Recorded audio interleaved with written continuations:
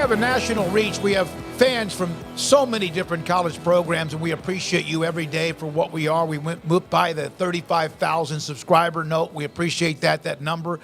But and maybe you've been a part of a fan base or a school that has been kind of disconnected. I asked Mac Rhodes a little bit about that. Colt Barber wrote a column. Baylor is at a crossroads, and it can't afford a wrong turn. Colt was very upset and dysfunctional, basically, after the loss to Texas State. He joins us on 365 Sports. I asked Mac, had he read your column? He had not, but he did get some feedback throughout the athletic department. Colt, do you think there's a disconnect between the athletic department and Baylor fans? Smokey, I don't know. I don't know if there's a disconnect because I hear Mac. I love Mac. I listened to his interview earlier, and I don't know if it's a disconnect or if there's just a lack of communication. I think that in a lot of ways they are transparent. But what is being heard and what has been implemented in different areas, and you can't speak to all of those different areas, right? Like there's many layers to what that athletic department and that staff is doing every single day. But I think where we are right now, and watching Baylor beyond the last two games, and we can talk about the close calls last year. We can talk about the close call on Saturday against Utah. We can talk whatever it is. It's not just about one game or one moment or one sport. Or I don't know if this fan base has rightfully or wrongfully ever fully recovered, despite all of the water under the bridge, a really good 2019 football season, obviously a national championship in men's and women's basketball, Big 12 championship in football. There's so much success, but I think what we're seeing right now is in these times of adversity and struggles that this fan base might not have truly ever really healed from everything that happened. And that is the core of what I wrote. Was you guys were in Waco in those times from kind of the rise from the ashes and then the fall and then kind of the resurgence. And y'all have seen the fan base be up and through all the ups and downs. And winning has masked those things to an extent, the excitement. But I don't know if that's the ultimate final solution to bringing this Baylor fan base back together, because for so long it was Baylor against the world. And if that was an Art Briles deal, I don't know if you credit Art Briles, but it was Baylor against the world in so many ways, and that has gone by the wayside. And maybe that was rooted in Baylor had never had the success that they were having in those moments, and no one believed they could do it. But those were very special times, and I think Baylor fans in general want to get back to that. And I think in a lot of ways, if it's true or not, they feel that there is a barrier not to get back to Art Briles, not to get back to that, but to get back to what they felt and those emotions that they had that they were never able to get back. They feel like there's a barrier between those feelings and where they are right now. This is not a Dave Aranda discussion. This is not a one individual person in the athletic department discussion, but this is a general, how do Baylor fans feel right now? And I think what we're seeing in these struggles, the lack of success, and you can even say the lack of success for men's and women's basketball last year, that kind of spurred this on. And not that they had terrible years by any means, but it's all kind of just snowballed into these emotions.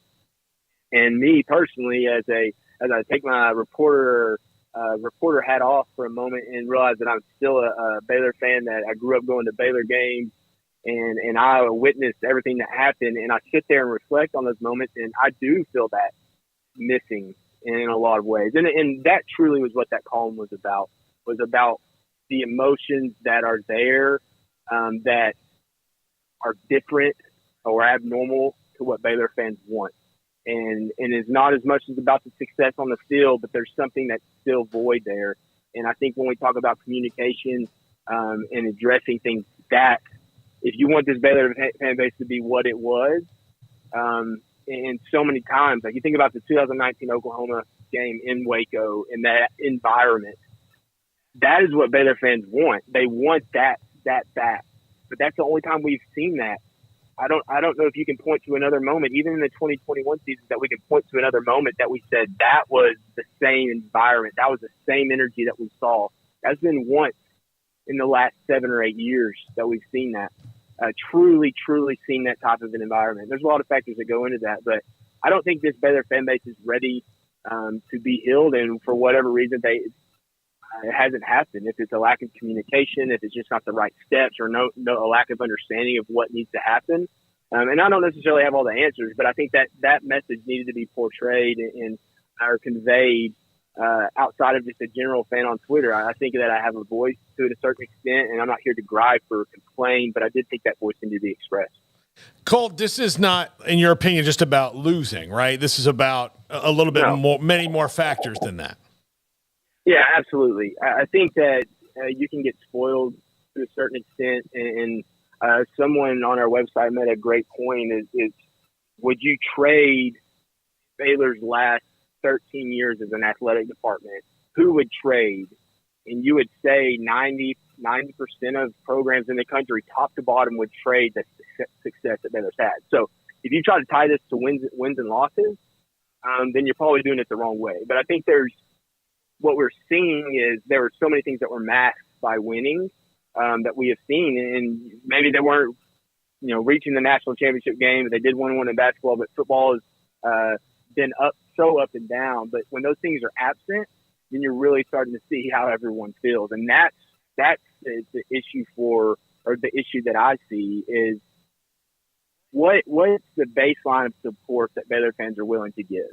Is it really what we have seen over the last 3-4 years since COVID year excluded, but you think about back to the beginning of the 2019 season, those early season games leading up to those Oklahoma games were, they were fair atmospheres, nothing great, nothing special. But what is the baseline, and why can we not achieve a higher baseline? So when those big moments become even greater moments. And I think Baylor fans have to be healed. And if that's the Waco local community, if that's some people that feel like there were things that were not handled properly, why are those things not being fully addressed? And if they are, why is it not working? Because Baylor's not a 4-deep fan base. I wrote that in the article. They're not a 4-deep fan base where they can one exits and another one picks up the slack. That's just not reality. And if you want to have those environments every single week, what do we need to do to get to that? And has that been done? Like I said, maybe it has and it did not work, or maybe it hasn't fully. And why not? We've seen the same results, the same outcome for the last several years, and now we're really seeing it come to a head. And winning cures a lot, but obviously it hasn't cured everything. Colt, why was now the time after the Utah game to put this all together and put this out to the world? I'd imagine some of it had to do with just the timing in your head. You can't, you were obviously thinking about this for quite a while, but what was it about the timing of the Utah loss that was right for putting this out there? Yeah, it wasn't as much about the timing after the Utah loss. I think that played a part in it, the way that game unfolded, and seeing the fans. And believe me, I'm the biggest sympathizer with games that are 100 plus degrees on the field. The fans are hot. They're sitting directly in the sun. The students do a great job. Often they clear out because it gets so hot. I get it. We're in Texas. This year's been brutal. Everybody's trying to get out of the heat.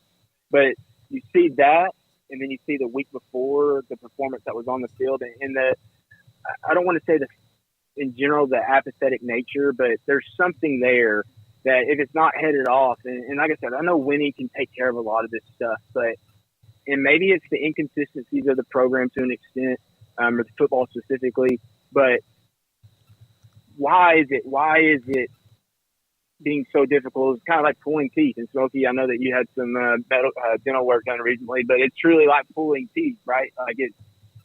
What needs to be done to get that fan base rejuvenated?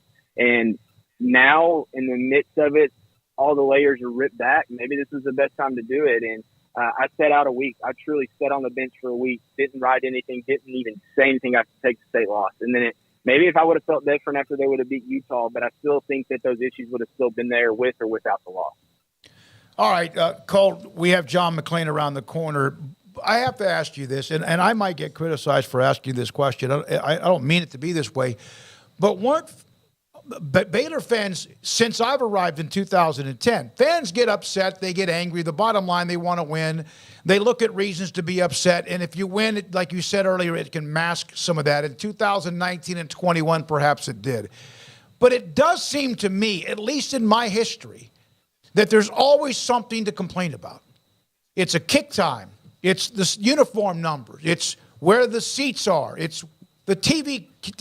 Is this not a fan base that has kind of perennially been upset about something, no matter winning or losing? Yeah, I mean, I don't think there's any way to deny that generally. I think any fan base, you deal with a vocal minority that wants to be upset, and everyone also has their own opinion. So whereas this one particular fan might be upset about the game time, but has no worries in the world about the uniforms, well, you have a separate fan that's worried about the opposite. So I think you get a mix of it, and that's not a defense of anyone. But I think at its core, when you look to what Baylor's quote golden years were, and it's kind of transpired over the last 15 years, but so many people relate what they want to that era, right? So everything seems so perfect because everything was going so well. So I think there's a big mixture of that, and the uniforms were awesome then. Well, a lot of that was probably because they're tied to success, and people believe that let's bring that back and it's going to fix some things. And I put it in the column. I truly believe that those types of things need to be head on and addressed. If it's the reasonings behind it or whatever, the communication needs to be there. But in general, I don't know if it's because they're such a niche group. They're smaller. There's a vocal minority in a lot of instances, but I do think it has a lot to do with everyone has their own preferences and their own opinions, and maybe they don't overlap. But there's a lot of in each the individual vertical column. There is a lot of people that feel certain ways strongly about certain items. Yeah, and I think Baylor does struggle with that and what they should bring back that was popular or not. And there's nothing wrong with fan bases. And somebody even on the chat room that's any college football fan base is always something everywhere. It just does seem like no one seems to ever be happy, even if you have the best record in the history of Baylor football back in 2021. Colt, thank you. I know there's been a tremendous amount of response to it. You heard exactly what Max said, that he had gotten feedback as well. Whether he has time to sit down and read it, I don't know, because he has a lot on his plate. But I appreciate you joining us and giving us some insight on the column, and we appreciate your time. Thanks, guys. You'll have a good one. So Colt Barber, Sic'Em365.com, one of the partners with Brian and Ashley with us on 365 Sports. Coming up next.